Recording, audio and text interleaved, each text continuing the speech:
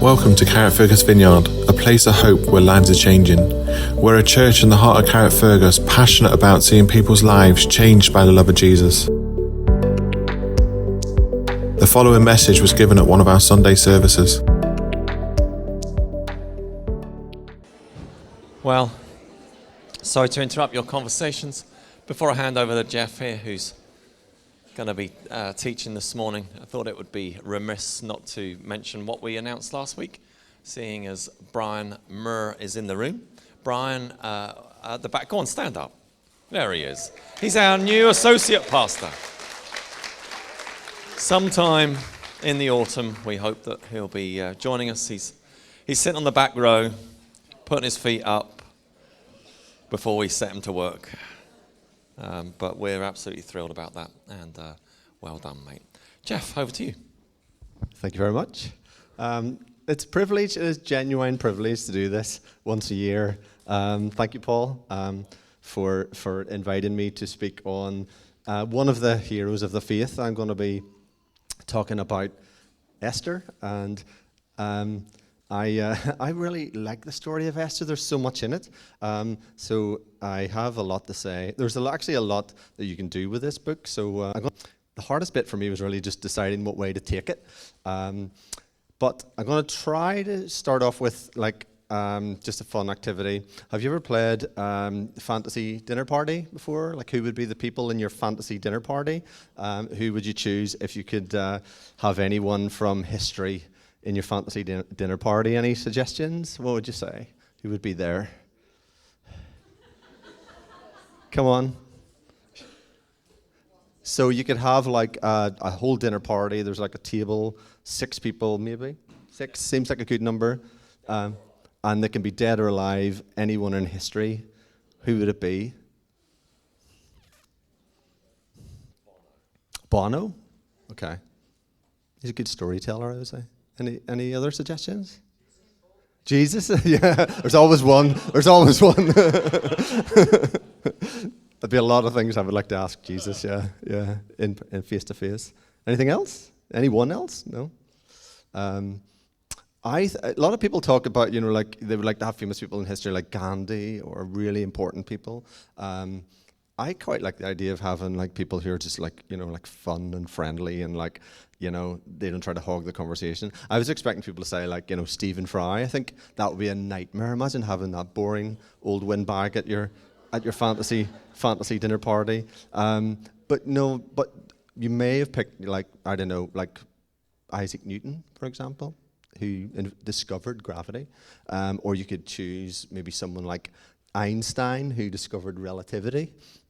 These are people who appeared in history at the right place at the right time. And that's what this story of Esther is really about. It's Esther appeared in history in the right place at the right time. And I want to say also that that's what we're here. We're here in the right place at the right time, just like Esther.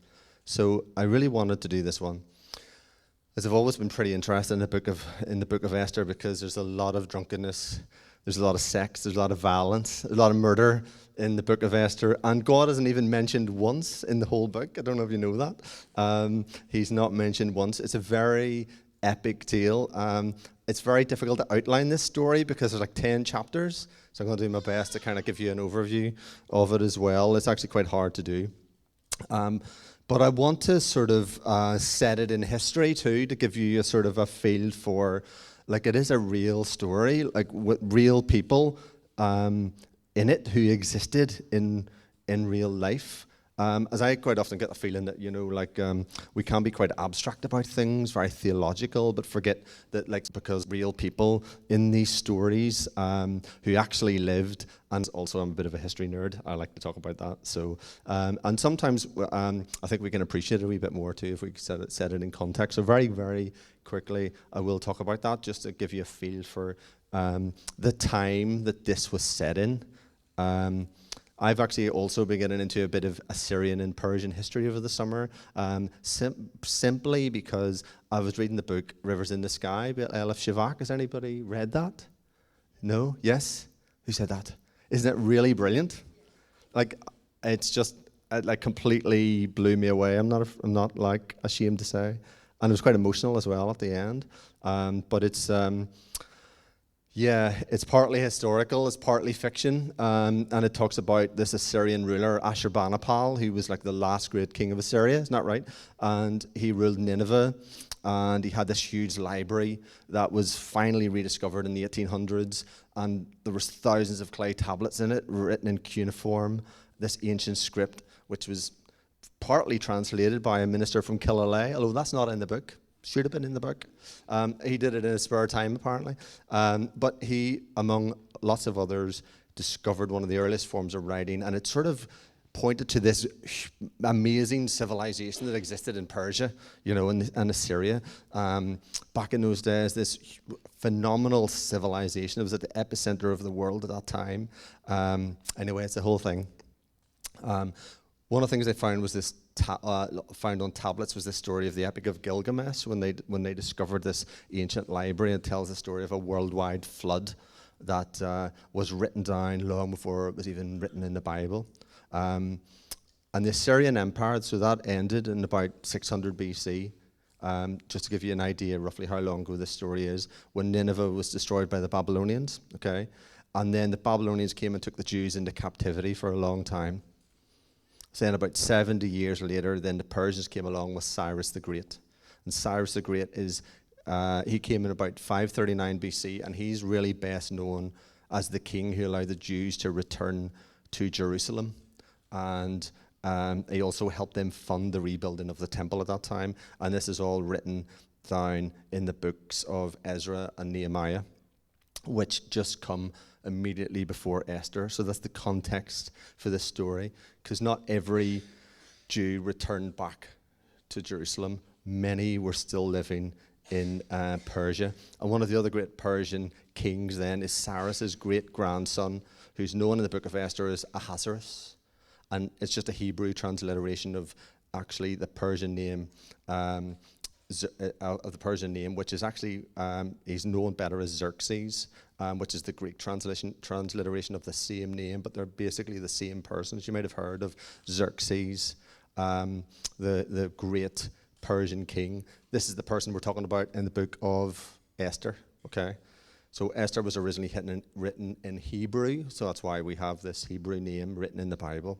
So I've been fairly fascinated by all of this kind of thing, as you can tell. And when we went to Paris this year, we were in the Louvre, and I was loving checking out all the ancient Mesopotamian artifacts in the Louvre. And honestly, I think we all get very fixated on like ancient Greek and Roman ruins, but the Assyrians and Persian culture gets largely overlooked, but it's mind-blowing. Some of the sculptures, if you've seen them, these intricate carvings and columns, they all point to this really advanced civilization, culturally and militarily, streets ahead of anyone at that time. And in the book of Esther, it says that Ahasuerus ruled over 127 provinces from India to Ethiopia, a vast trading route, just bringing huge wealth and prestige to the Persians. And it says that he ruled from a place called Susa, which is also where Nehemiah, incidentally, came from. It was one of the most important cities in the ancient Near East. And if you ever find yourself in the Louvre, which I'm sure many of you have, you might walk through one of the rooms where they have this vast stone column. One of about 36 of them, apparently, was held up the roof of King Xerxes' audience hall. This is where he threw his receptions and his parties and all that stuff. So there's loads of parties in the book of Esther. If you've read it, it's just all about parties. It seems like that's basically all they do. The columns are topped by two huge carved stone bull heads, and they supported the roof of the hall where Xerxes held all these parties. And you can imagine as you're walking through that hall, looking up at those carved stones, Esther would have looked up at those same carved bull heads that you're looking at now in that museum. So it just brings it, I think, maybe into real life a little bit. I don't know if it makes it feel more alive or not, but I get very excited about that kind of thing. And if you're not interested in it, we can now move on to the hardcore theology. So before we get stuck in, we'll give you like a brief It's very hard to do this, actually. Give you a brief summary of the story of Esther, and then I'll read like a small portion. Then I have 3 short points. If that's okay. I'll try to make it quick. So the book is one of the more exciting books in the Bible. While some of the Jews, as I say, did return to Jerusalem with Ezra and Nehemiah and all that, many didn't. So the book is about a Jewish community living in Susa, the capital of the ancient Persian Empire. The main characters in the story are 2 Jews, Mordecai and his niece, Esther. Then there's King Ahasuerus, Xerxes the first, and his royal official, Haman. Now, it's a curious book because I've said God is never mentioned in it. It should be read, though, as an invitation to look for God at work, even when he seems distant. I think a lot of us can relate to that. There are signs of him everywhere in the book, like there are in our lives. The story is full of coincidences that force you to see God's purpose at work. And if there's a clear message of this story, it's that even when God seems absent, often when you look back, you can see his guidance and his hand was there all along. So the book opens with the king throwing 2 elaborate parties that lasted for a total of 185 days. And on the last day, unsurprisingly, he's completely blocked or drunk for the non-Irish. And he calls in his wife, Queen Vashti, to come in and show off her beauty. And Vashti says, absolutely no way. So in a drunken rage, he deposes her.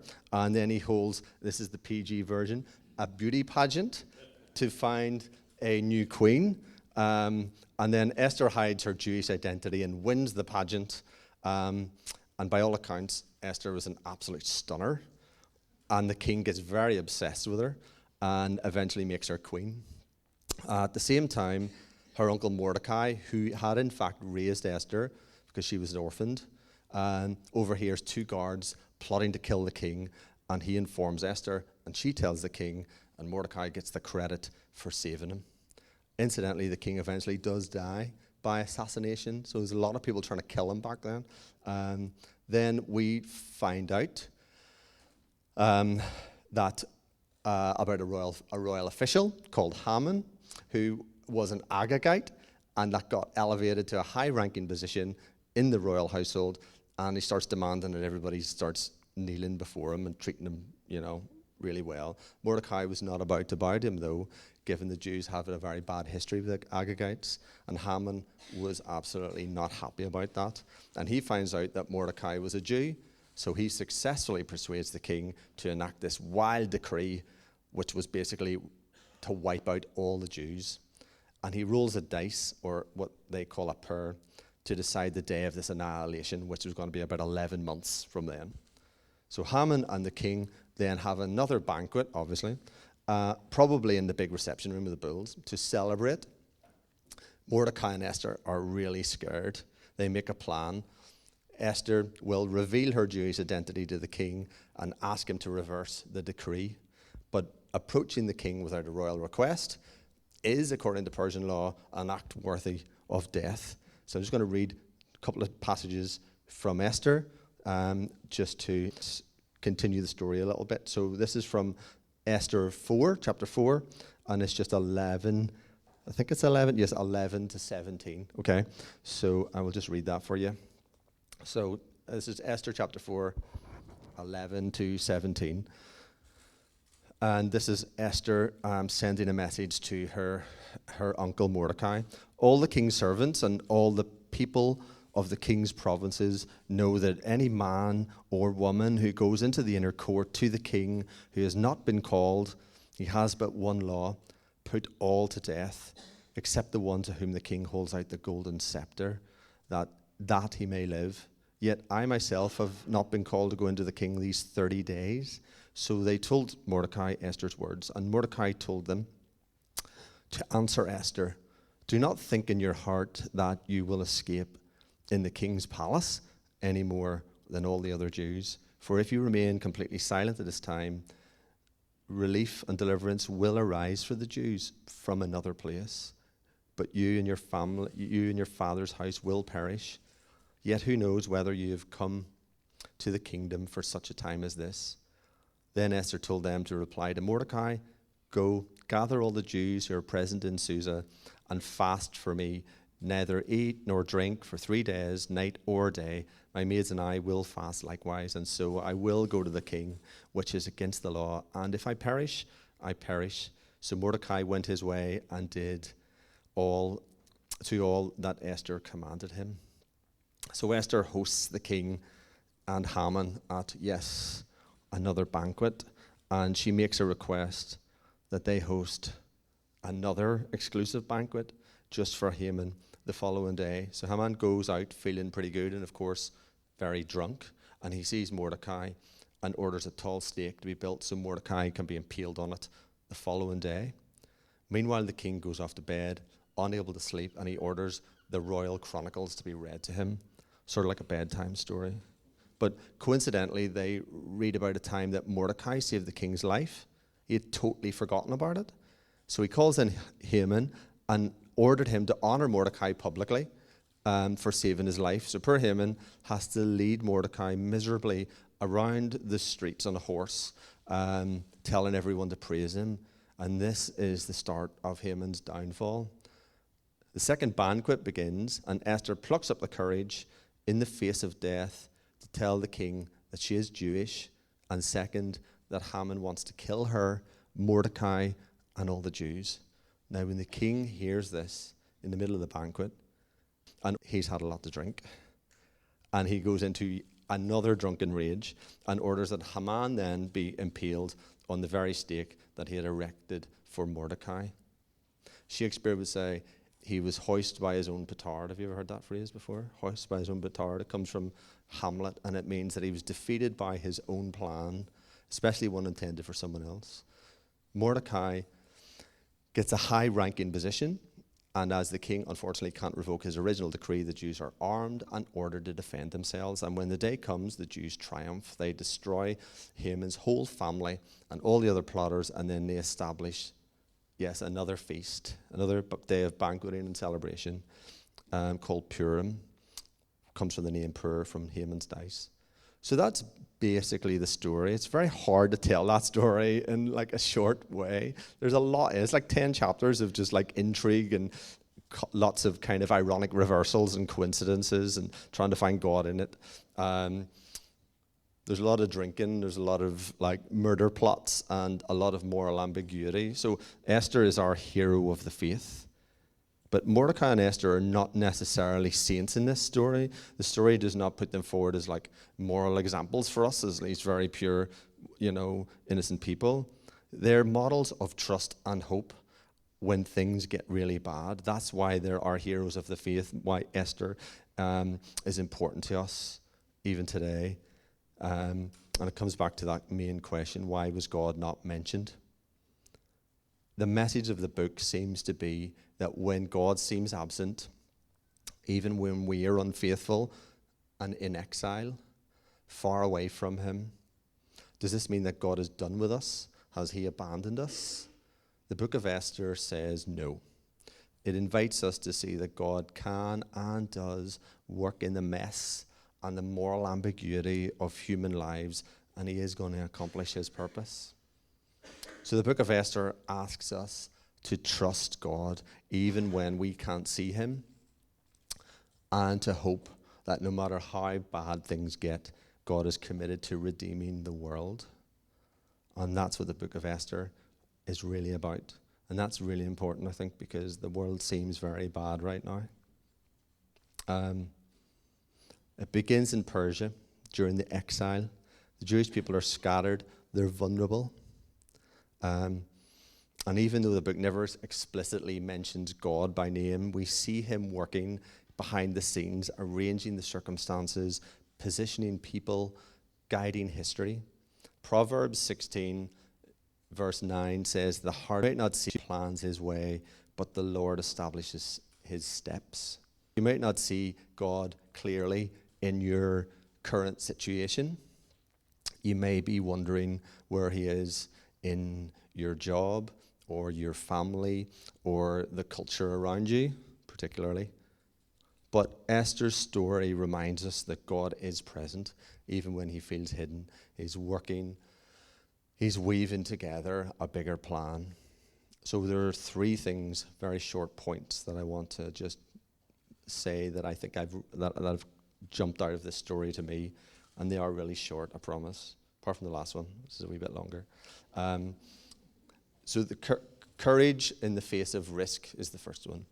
When Haman, he's a high-ranking official, plots to annihilate the Jews, Mordecai comes to Esther and he says, "Who knows but that you've come to your royal position for such a time as this?"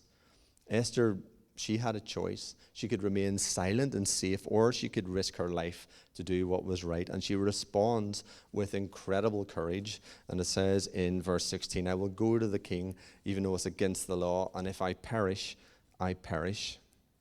So God is still calling his people to courage. Not reckless courage, but spirit-empowered obedience. In a culture that often opposes truth, we are called to speak with grace and stand with boldness. Where is God calling you to be courageous? Maybe it's sharing the gospel at work. Maybe it's taking a stand for integrity. Maybe it's forgiving someone who really doesn't deserve it. Esther's courage didn't come from confidence in herself, but it came from her confidence that was given to her by God. That's point one. Point two, you were made for this moment. Esther was not chosen by accident. She was strategically placed by God. And guess what? So are we. Acts 17:26 says that God determines the times and places where people live. You're not alive in 2025 by coincidence. You're not in your family or your city or your church or your workplace by accident. You were placed there on purpose, for a purpose. Unlike Esther, we must ask God, what are you asking me to do in this moment? And it could be something big or it could be something simple. And I have a silly example because I'm a silly person. After a few years in exile, my personal exile, I came to faith and I began going to a very small Presbyterian church far away from where we lived, specifically to keep a low profile, I think. Maybe not thinking about that too much, but maybe specifically to do that and to avoid the daunting prospect of being drawn into what I called at the time church world. I don't know if anyone can relate to that.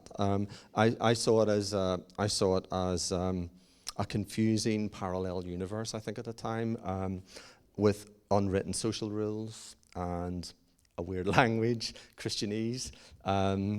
For example, everyone was coming alongside someone or doing life together, stuff like that. So eventually, as time went on, I actually started. We got quite established in that church, I think, after a period of time, and we really settled down, and the barriers came down, I think, too, which was nice. Started playing drums in the worship band. I was not very good at that. I never had the gospel chops, as they say. I just couldn't summon it up. But I did meet a very lovely old man who was there at the time. He was in his late 80s, and he became, I would say, a massive inspiration to me. He was probably 86 when I met him, and lived a lot of life. A fantastic musician, a wonderful musician who just was more alive than anyone I knew.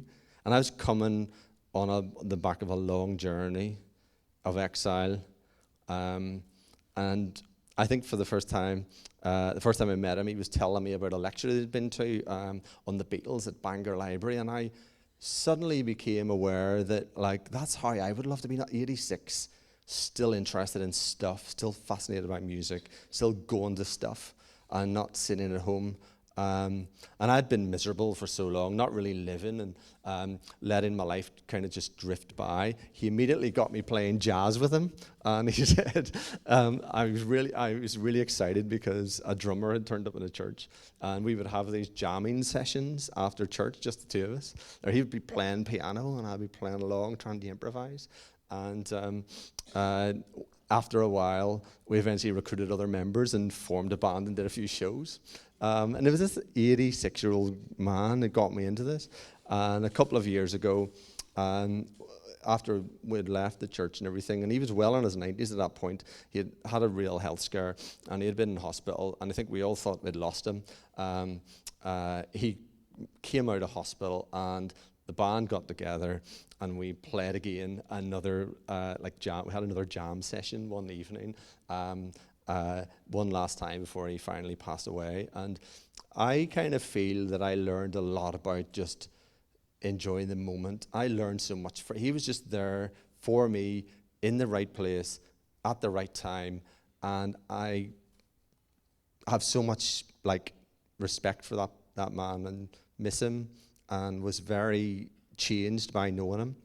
And also I feel that it was great that Sam got to start playing jazz again, and when he was nearly 90, and with a live drummer. He was really excited about the prospect of that, and we were able to share that.